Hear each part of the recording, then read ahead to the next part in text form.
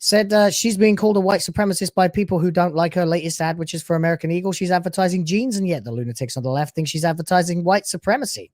This is obviously a reference to her body and not to her skin color, but the lunatic left is going to do what the lunatic left is going to do. That, he says, I didn't think anything of the Sydney Sweeney ads, but then actual scholars on messaging eugenics and fascism explained what was going on. Well, not exactly. What actually happened was they managed to get this onto a piece of TV news, and they brought in a so-called expert, which in other words is a professor who likes to make money. Yeah. In other words, a Marxist grifter.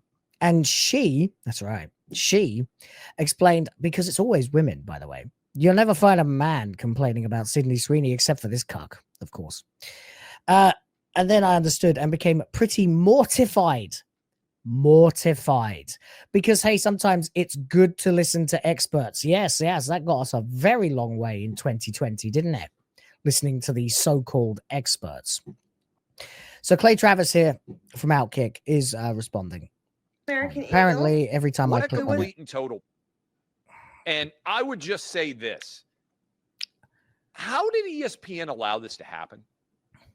How do you hire men that are supposed to be talking overwhelmingly to a male audience? Exactly. And you're paying someone substantial sums of money to say that you are mortified by a pretty girl in a blue jean advertisement? Yeah. I just can't believe that ESPN employs this total who is on, I think it's the same guy who said, like, on the day Hulk Hogan died, oh, Hulk Hogan's a racist. They published that. Of course he did. And so nothing else about Hulk Hogan matters.